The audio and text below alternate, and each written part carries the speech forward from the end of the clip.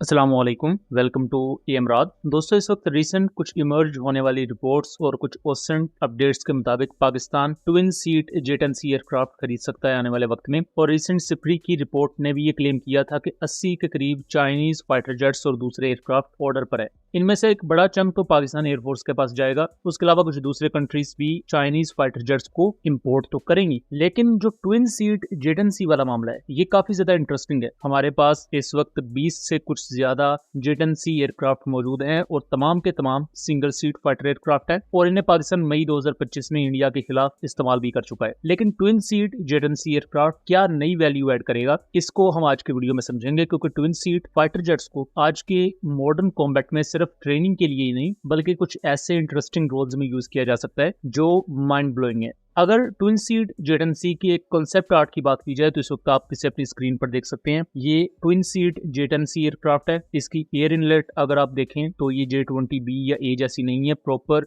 DSI intakes इसमें मौजूद है। ट्विन सीट कॉन्फ़िगरेशन है, 2 पायलट्स इसमें बैठ रहे हैं। बाकी इलेक्ट्रॉनिक वॉरफेयर स्वीट इसमें वाजे है, जिसमें missile approach warning system, radar warning receiver, satellite communication antennas और सब कुछ मौजूद है। Twin seat fighter jets basically as a advance trainer या लीड इन फाइटर ट्रेनर के तौर पर यूज होते हैं। कि नॉर्मल आप बेसिक ट्रेनर के बाद जहां आप दूसरे लिफ्ट एयरक्राफ्ट या एडवांस ट्रेनर्स पर फाइटर पायलट्स को ट्रेनिंग तो देते हैं, लेकिन उसके साथ साथ जिस फाइटर पर उसकी कन्वर्जन हुई है या जिस पर उसने अल्टीमेटली जाके डिप्लॉय उसे किया जाना है, उसके ट्विन सीट वेरिएंट पर भी उसे ट्रेनिंग दी जाती है। उसे फर्स्ट हैंड एक्सपीरियंस होता है कि ये फाइटर एयरक्राफ्ट हवा में किस तरह परफॉर्म करेगा, इसके इलेक्ट्रॉनिक सिग्नेचर को लेकर उसने किस तरह प्ले आउट करना है, इस एयरक्राफ्ट का फ्लाइट इनवेल्व क्या है, एटसेट्रा एटसेट्रा। तमाम वो पैरामीटर्स उस फाइटर पायलट को पता लगते हैं। यहाँ तक के जितने भी मॉडर्न कॉम्बैट एयरक्राफ्ट हैं दुनिया में, चाहे आप JF-17 की बात करें, राफेल की बात करें, F-18, F-16 एटसेट्रा एटसेट्रा, तमाम के ट्विन सीट वेरिएंट्स मौजूद है। लेकिन जेट एंड सी एयरक्राफ्ट का ट्विन सीट वेरिएंट अगर पाकिस्तान एयरफोर्स की सर्विस में आता है तो उसके दूसरे कई मल्टीपल रोल्स भी होंगे जो इवन दुनिया की दूसरी एयरफोर्स में भी हम देख चुके हैं। सबसे पहले तो आपने अमेरिकन F-18 ग्राउलर एयरक्राफ्ट को देखा होगा, जो कि multiple electronic jamming ports carry करता है। लो बैंड जैमर्स होते हैं, हाई बैंड जैमर्स होते हैं, फिर उसकी सेल्फ प्रोटेक्शन जैमिंग पोर्ट्स होती हैं और दूसरी इस तरह का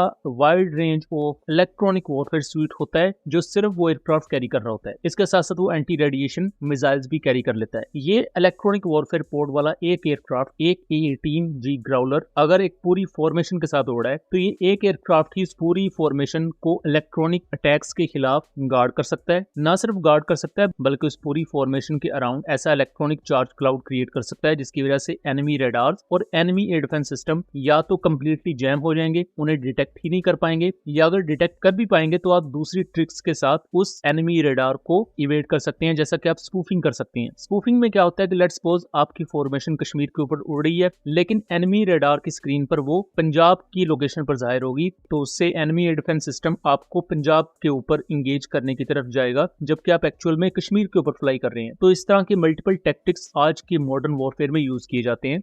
इसकी सबसे बड़ी मिसाल तो ईरान और इसराइल की जंग है। Israeli fighter jets easily Iran के ऊपर आते हैं, जो टारगेट उन्होंने डेजिग्नेट किया हुआ है उस पर बॉम्बिंग करते हैं और फिर चले जाते हैं। अभी तक ईरानियन एयर डिफेंस सिस्टम ने कुछ इजरायली ड्रोन्स शूट डाउन किए हैं, हर्मस 900 ड्रोन्स हैं, फिर दूसरे कामिकाजी कुछ ड्रोन्स हैं, लेकिन किसी भी फाइटर जेट को, किसी पर्टिकुलर इजरायली फाइटर जेट को ना कोई F-16, ना F-15, ना F-35 Iranian air defence system shoot down नहीं कर सका। उसकी वजह है सुपीरियर इलेक्ट्रॉनिक वॉरफेयर सिस्टम। ऐसे ट्विन सीट एयरक्राफ्ट में जो पीछे पायलट बैठा होता है, ये अगर ट्रेनिंग रोल की बजाय कॉम्बैट रोल में हो तो इसे WSO यानी कि वेपन स्टेशन ऑफिसर कहा जाता है। नेक्स्ट जनरेशन वेपन्स को अगर फायर किया जाता है तो फ्रंट सीट पर बैठा पायलट सिर्फ फाइटर एयरक्राफ्ट को फ्लाई कर रहा होता है, जबकि रेयर सीट पर या पिछली सीट पर बैठा पायलट उस वेपन को गाइड कर रहा होता है, उसे पिन पॉइंट एक्यूरेसी के साथ अपने टारगेट पर स्ट्राइक करवाता है। इससे डिवीजन ऑफ लेबर हो जाती है, एक ही पायलट पर ज्यादा बोझ नहीं आता और दोनों पायलट्स अपना अपना डेजिग्नेटेड काम इजीली कर लेते हैं। अगर इलेक्ट्रॉनिक वॉरफेयर सिस्टम की बात की जाए तो फ्रंट पर बैठा पायलट जस्ट एयरक्राफ्ट को फ्लाई करता है और पीछे weapon system officer electronic warfare ports को ऑपरेट कर रहा होता है। उसमें वो स्पूफिंग करे, जैमिंग करे, हाई बैंड या लो बैंड जैमर्स को यूज करे, एनिमी के किसी पर्टिकुलर एयर डिफेंस नेटवर्क को वो टारगेट करे, वो रेयर पर बैठे पायलट का काम है। इससे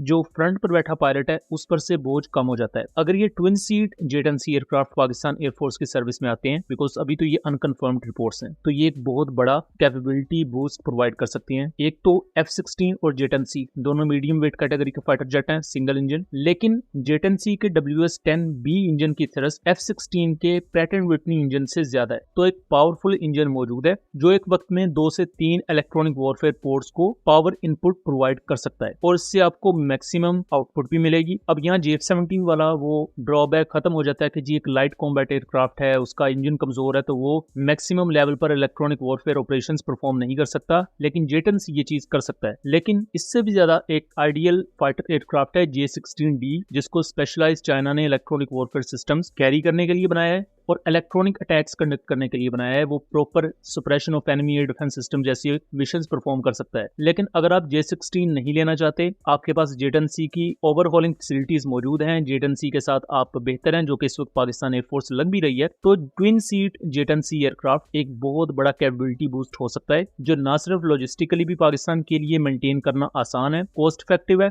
दूसरा एक पावरफुल इंजन के साथ आता है जो कि इवन F-16 को बीट करता है अपनी थ्रस्ट के मामले में, और इलेक्ट्रॉनिक वॉरफेयर पोर्ट्स को इतनी सफिशिएंट पावर प्रोवाइड कर सकता है कि एक पूरी formation suppression of enemy air defence system या किसी भी हाई स्टेट मिशन को परफॉर्म कर सकती है, एनिमी के long range air defence systems को इजीली स्ट्राइक कर सकती है उनके रडार की नजर में आए बगैर। तो फ्यूचर में इस पर क्या नई डिटेल्स आएंगी उस पर भी हम आपको आगाह रखेंगे। बहरहाल ये था एक एनालिसिस, उम्मीद करता हूँ चीजें क्लियर रही होंगी। वीडियो पसंद आई हो तो इसे ज्यादा से ज्यादा शेयर कीजिएगा ताकि इस तरह की मजीद इन्फॉर्मेटिव वीडियोस हम आपके लिए लेकर आ सकें। मिलेंगे अगली वीडियो में, तब तक के लिए अल्लाह हाफिज।